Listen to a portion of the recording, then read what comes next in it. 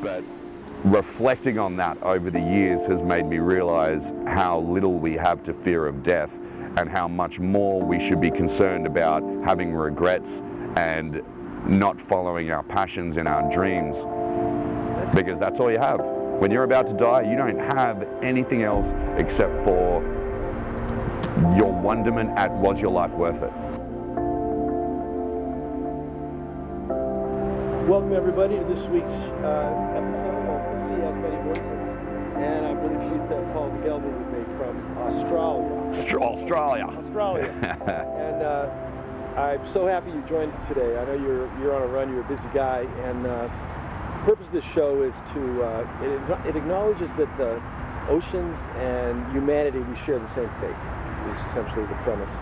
And the sea has many voices. It's just anybody that's associated with the ocean in some way or another is part of it. Now, of course, I've got a conservation angle to it, but I don't like to put that in people's faces necessarily. So it's really about you, Paul, and me. You know, we'll talk, back and forth. But one of the things that caught me about your resume was you're a SEAL. You're a Australian Navy diving SEAL, is that right? It's not called SEALs, it's a bit different. We're called clearance divers. Navy SEALs go into combat much more than we would, but there is a lot of crossover as well. We do EOD, explosive ordnance disposal, on land and underwater. We also do salvage and repairs, diving the hard hats. We do reconnaissance and attack swimming on the pure oxygen rebreathers. We also do basically the counter-terrorism SWAT teams for the military, and using the minimum magnetic rebreathers to go deep and search for mines. So it's a pretty multifaceted role. That's what makes it so interesting as well, and I love doing it.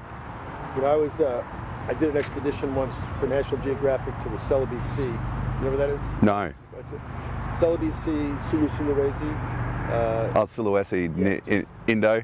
Yeah, right up in that area. It's one of the there's three seas in the world that have very shallow sills but deep centers. Okay. Mediterranean, Sulawesi, and the Celebes. And interestingly, these seas have never been exposed to Antarctic bottom water, because they've been sheltered from it. And I don't know if you know, but the oceans were warm up until 25 million years ago, right down to the bottom. And when Antarctica pulled away from South America, it formed that circular current and chilled the water, and we get the circulation that we have today, which makes the oceans so wonderful. And the planet livable. And the planet livable. I want to come back to that actually, because that's what really has got me so worried right now, is losing all the ice, which causes all the ocean circulation. But the point is, we were in a pretty hot area with terrorism down there in that little nook with Malaysia. Absolutely, yeah. We had some Philippine Navy SEALs on the boat with us with 50 caliber machine guns. Yeah, I've worked with those guys. They're pretty good. Have you? Yeah, where we do exercises together with the Filipinos, the Singaporeans, the Malaysians, the multinational forces. Very hardcore dudes, very serious. Were they? I seem to recall they were trained by the Americans. Is that right? Most of them are, yeah. Either the Americans or us or the Brits. Yeah. Oh, that's interesting. So, how did you get into diving? I like to kind of have people found their way. Honestly, I'd never scuba dived in my life until I joined the Navy. But I was brought up around the sea. So my grandfather was a scuba diver, my uncle was a spear fisherman, my dad was a swimming instructor as well as a police officer. So I've been in the water, in the pool, in the ocean since I was 2 weeks old. But we moved away from the ocean when I was 10 to the capital of Australia, called Canberra, and spent the next 11 years not spending much time around the ocean, and funnily enough, that's when my life started to take a bit of a downward spiral. We moved to Canberra when I was 10, and you don't get into too much trouble when you're 10, but then you hit 14, and that boyish adventure that you have when you're a youngster turns into a desire for even more adventure outside that little safe realm. And so I got picked on and bullied a lot when I was in school. I was short, skinny, face full of freckles, big ears. I was a great swimmer, but I was terrible at everything else, especially football and all those things that bring boys together. Yeah. So I got picked on quite a lot. didn't have a great time through high school at all. I was a self-harmer for a while, for about 6 months, because I was so frustrated with life and the discipline at my all-boys Catholic school and the discipline at home with my policeman father, and so it all got on top of me, and I was cutting my arms up for a while. It felt like that was the only control I had, was to inflict pain on myself.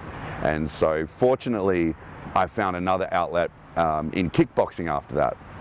But then I moved into smoking and drinking and marijuana and fighting in the streets, and we were quite poor. We had 6 people in my family on a single policeman's wage, so we didn't have the best of everything. All our clothes were homemade, or gifts were secondhand. So I found another way to get it. I'd just go and steal it. And so we were sneaking out the windows at night, breaking into cars. I was shoplifting, and I was just not a great person at that time. And as I discovered later in life, what we focus our attention and energies on expands in our awareness. And so I was self-replicating this very negative lifestyle, and it just got worse and worse and worse. What did you say? You said what we focus our energies and attentions on becomes self-replicating. Yeah, basically. That's really important. Yeah. So, and this became very evident to me later on when I started living a very positive lifestyle, and everything started getting better and better and better when I stopped trying to please myself and I started trying to help others. That would magnify and mirror back onto me, and my life kept getting better, and all these good things started happening to me because of these things I was doing for everyone else, and it was such an awakening.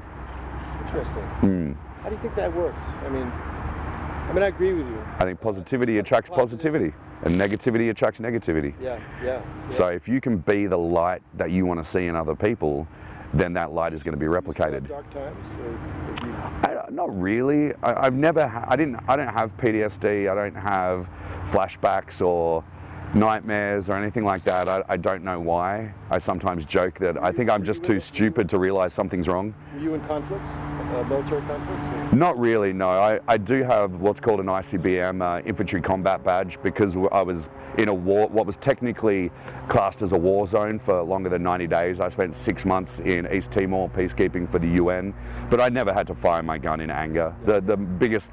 So when you say PTSD, you're talking about personal traumatic stress in your life? From being eaten by a shark. From the shark. Okay. We were obviously going to come around to that. Yeah. And I don't know how sensitive you are about talking about it, but that's... Not at all. Nothing really phases me. What kind of shark was it? It was a 9-foot bull shark. So pretty rough day at work. I had transferred from Army Airborne. I joined the Army in 2000, transferred over to the Navy to do clearance diver selection in 2005, and was loving it, living the dream, traveling the world with my mates, shooting guns, blowing stuff up, jumping out of aircraft, like every big boy's dream. And then I turned up to work one morning, 7 o'clock in the morning, right in Sydney Harbour to do some counter-terrorism training, and got attacked by a 9-foot bull shark while I was swimming on the surface. You were in Sydney Harbour. How deep was the water? It was right alongside the big Navy base there where all our warships are berthed. So it's not really that deep. It's maybe 9 meters. We regularly work there, fixing the bottom of the hulls of ships and things like that. So no one had been attacked in 60 years in Sydney Harbour. So it was a pretty low risk area. So just really unlucky. Can you tell me what happened, if it's not disturbing to you? I don't want to dominate that. I just wanted to get off the table. Describe the event.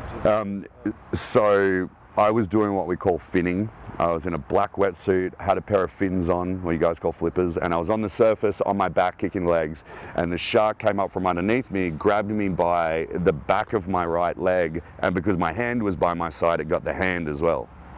And so my hand was pinned to my side. I couldn't fight it off. I tried with my left hand to hit the eyeball, but I couldn't reach. I was gonna punch it in the head next, right in the nose, like you hear on Shark Week.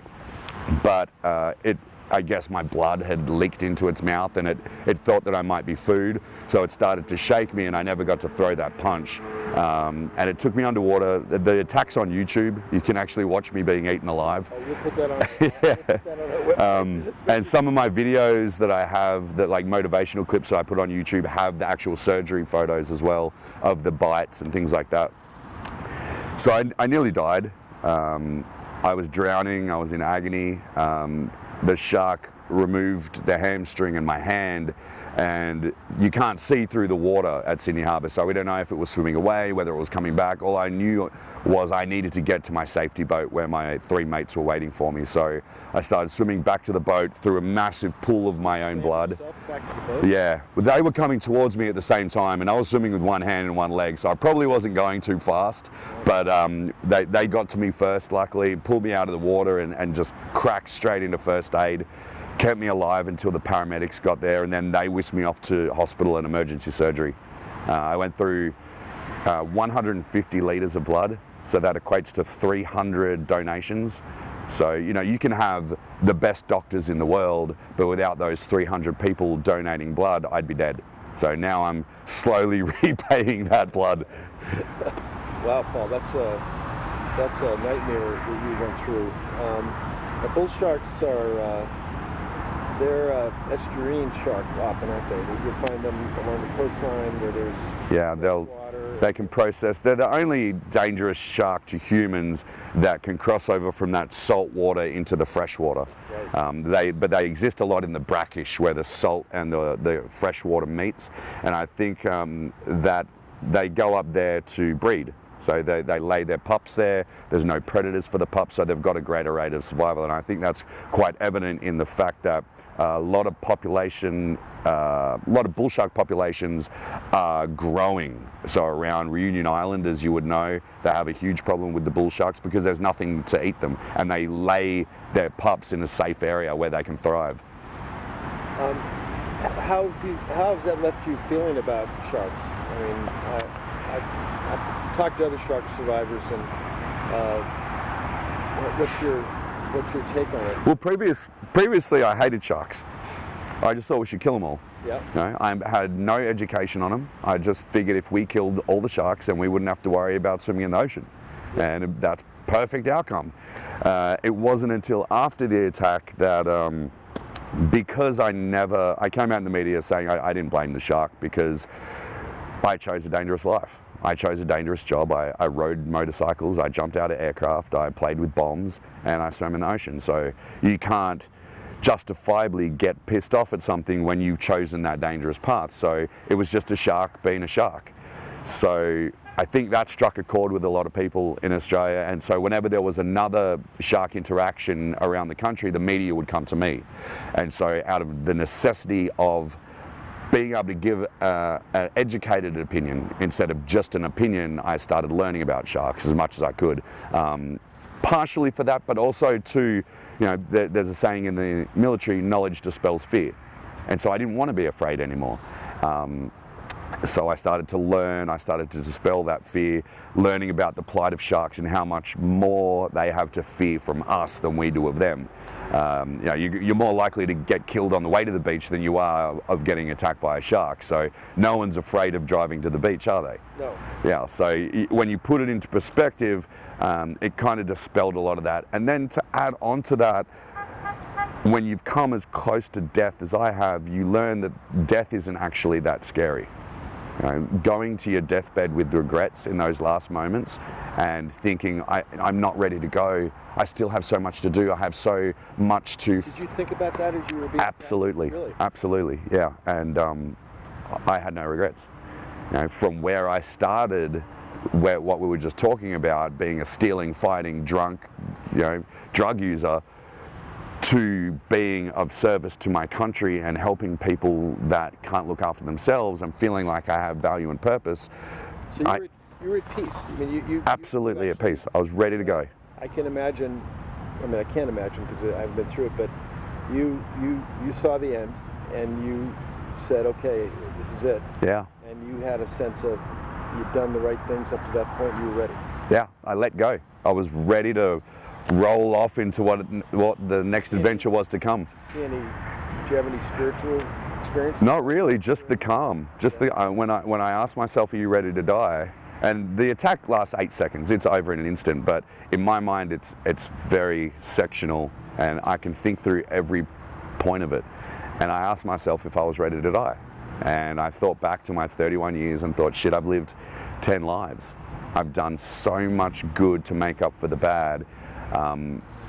If I'm going to die now, I have no regrets and I'm ready to go. And so I let go. I was ready to just drift off, and then the shark wasn't attached to me once it had ripped out my limbs, and so the wetsuit made me buoyant, and I popped to the surface, and that was when I realized, shit, I'm not dead. I better get out of here so I don't get bitten again. But reflecting on that over the years has made me realize how little we have to fear of death, and how much more we should be concerned about having regrets and not following our passions and our dreams, because that's all you have. When you're about to die, you don't have anything else except for your wonderment at, was your life worth it? So is this what you tell people? I mean, you're telling them now through the podcast, but I mean, this is part of the message that I like to spread. Yeah, to get people to understand that they need to start getting uncomfortable to live the life that they're supposed to live. Wow, this is you're an extraordinary person, and you're making this an extraordinary day for me. Thank you. And we're gonna take a break and come back, and I want to keep going on this, Paul. Thank you for sharing that with us. Pleasure, mate.